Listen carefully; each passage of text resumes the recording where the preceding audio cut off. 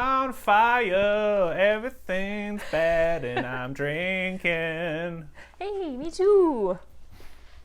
Anyway, welcome to the night shift. Thanks for coming back. Tonight we're going to be talking about the Haunting of Bly Manor. As always, Abby, thank you so much for joining me. You're very welcome. Tonight we're going to be talking about the Haunting of Bly Manor. It is the follow-up series to the very successful Haunting of Hill House by Mike Flanagan.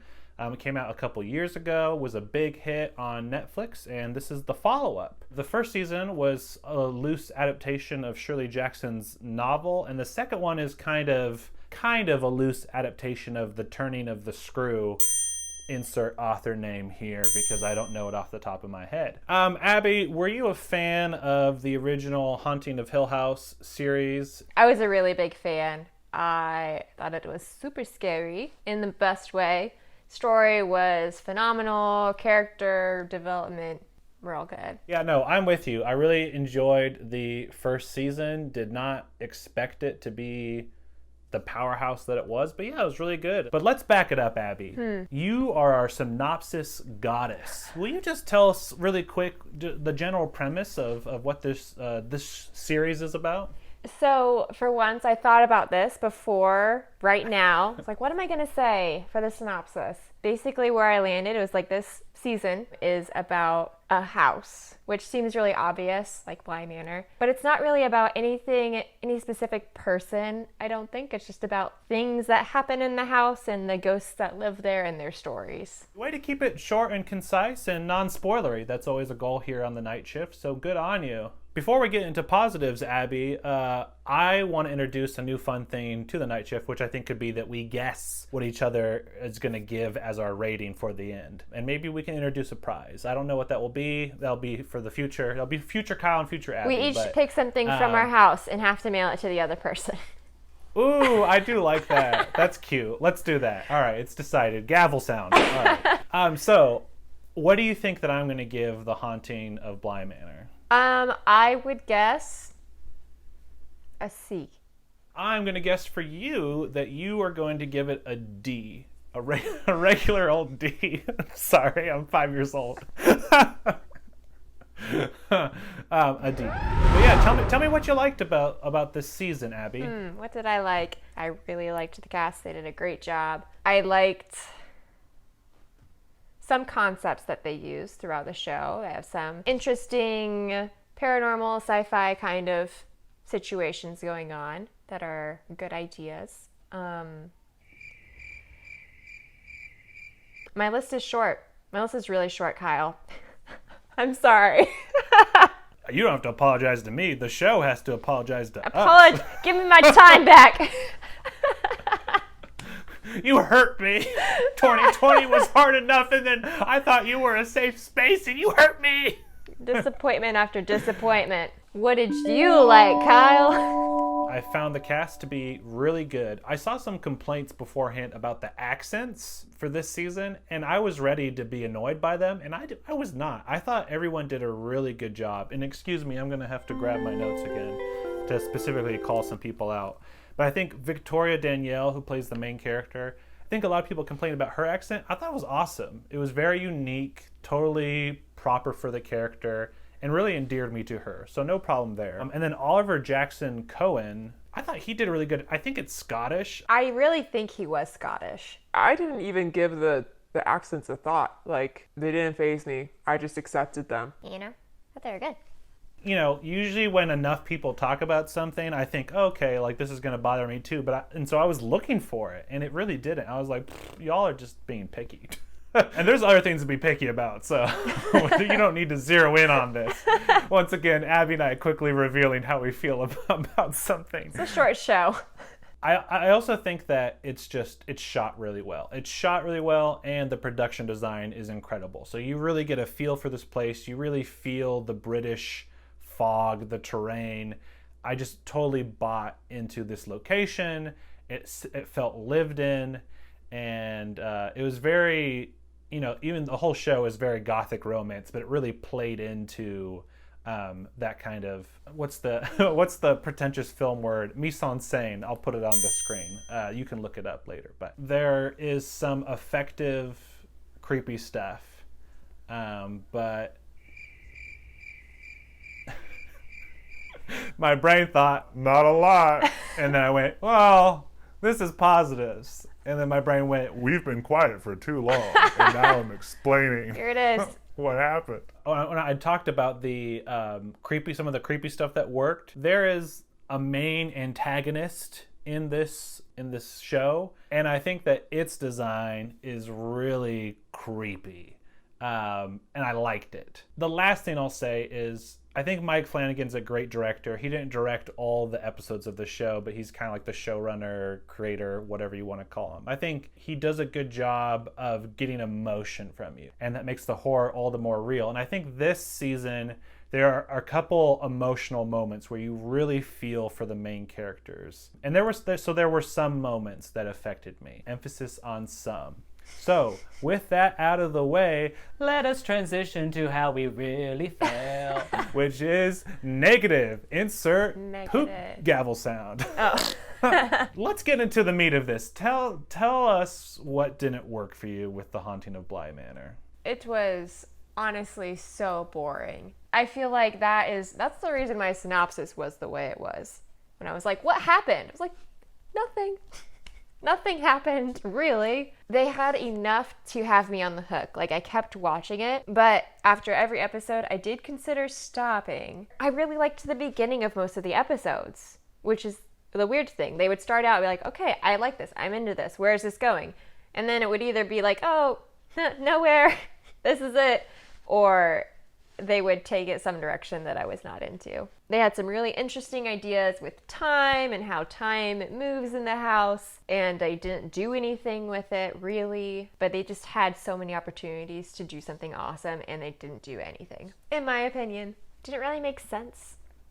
Just logic. Just had to take their word for it. There weren't any rules. That's such a good point. I was going to use the word Moon Man talk, is how a lot of this season felt, where they're just saying stuff and you're like, right. What? This is some kindergarten made up like, what are you talking about? Yeah, you can do, I don't care what they do. They can do anything as long as there are rules and the audience knows what the rules are and like can kind of gather what the limitations of things are. But it's just like anything can happen here. What are the rules? Yeah, Abby, I'm right on the money with you. Like you said, nothing happens, Abby. When I finished the show, I felt okay about it. I wasn't floored, but I felt okay. When I thought about it, though, I realized, wow, this whole plot could be one episode. Maybe 2, 3 if I'm feeling generous. But Papa ain't feeling generous because Papa lost some time. And so yeah, the story is incredibly simple, and it floors me when I think about it, because I'm like, what did they spend it on? I can't even remember. I think there was a lot of shots of people eating. I don't know. I don't remember. They spent a lot of time eating. I think the main criticism is just that A, not a lot happened. B, what did happen was kind of dumb and didn't really make sense. Like you said, Abby, you can do crazy things. Some of my favorite movies do crazy things. Audiences have an easy time with suspension of disbelief. When we watch a Marvel movie, no one's like, oh, why is the Hulk super big and green? Like, we get it. We're able to be like, there's a giant green monster, he punches, he smashes. It's fine. But this show, it's like, as a story, like if I was around a campfire and someone told me to, I'd be like, okay, that's fine. But when it's paired with visuals, it just seems so silly. There's like Inception style like logic, and not in a good way, where you're just, again, it's Moon Man talk. It's just someone saying crazy things to you, but treating it with like the utmost seriousness. It just comes across as silly. The other thing is, there's 2 characters who are haunted literally by things. There's, you know, I mean, there's like the main haunting mystery of what's going on. But there's 2 characters who have 2 things that repeatedly actually haunt them. And that's cool. And it's, again, intriguing. And like you said, Abby, you're like, ooh, like, what are these things? And when it's revealed what they are, One is like just silly and doesn't actually fit in with the supernatural. You're just like, oh, like that's spoiler, but like I won't say what it is, but you're just like, that's not connected to like what we're talking about here. Right. And then the other character, her thing's revealed, and you're like, why is this spooky to you? Like you, Right, it's like set up in traumatic. a really spooky way. Yeah, but again, when it's revealed what happened, you're like, but that's not a scary thing. That's just a It's just sad. again, it doesn't make any sense. It's just sad. It just felt like a betrayal, kind of. It felt like, oh, this is gonna be really interesting and cool. And then when you find out, you're like, again, to go back to the kindergartner thing, it's just when you get to the end, you're like, oh man, I wasted all that time listening to that. You have some episodes that deal with everyone, and you have some episodes that zero in on characters. I really like that. I really like that when shows do that. Yeah. It worked great in the first season. This season, they choose to highlight characters who I don't feel like deserved it. One character is a small child, and you spend a whole episode with him, and you're just like, okay, I guess I know more about boarding school. And the thing that you get from that is this tiny plot thing, which could have just been told to you. You and I talked about this before, Abby, but there's one episode that feels like their magnum opus. They're like, Ooh, this episode's so different. It's so crazy. It's so cool. Are you ready? and then you and I both were just like, this is confusing and not that cool. Right. I don't I'm like, know. I'm interested for about 10 minutes, but this is a 50-minute episode, so. It just, yeah, the show is like online dating, honestly. You see a really cool photo and you're like, oh man, and you read some details and you're like, oh man, this person's sweet. And then you hop on to a FaceTime with them because of COVID. And then you're like, oh, this person's really boring. Are you I speaking feel from betrayed. personal experience, Kyle? No, I don't online date. Is this the story you just told me 20 minutes ago? No. Oh my gosh. I'm not getting red because what you said is true. I'm getting red because it's hot in here. It's time for our ratings. What would you give the Haunting of Bly Manor? Let's see if I'm right. Papa needs a Well- brand new pair of shoes. I gave The Haunting of Bly Manor a C-. I was so close. Yeah, I mean, talking through it, I feel like maybe I disliked it more than that. But I did finish it. I did want to know what was happening next. And it was beautifully done. So, Yeah, for my rating, I gave it a D. Wait, no I didn't. I gave it a C. I was right. That's what I guessed. How do we win? Like, is this, maybe we can have like, it'll be like a game of ping pong, kind of like we keep score. Yeah, we could do maybe like every 5 Yeah. points.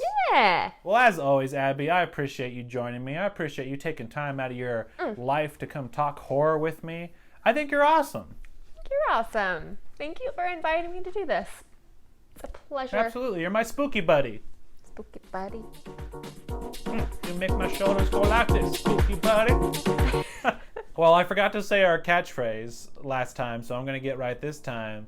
Keep on shifting. I don't know if that's what it's going to be, but Noah and I said that in the second episode. I was like, I don't remember that. It's probably better if you say, Abby, will you shift us out? Will you tell us in the audience to keep on Shifting out shifting? now. Keep on shifting. You really sold how behind the I'm saying really you are. into it.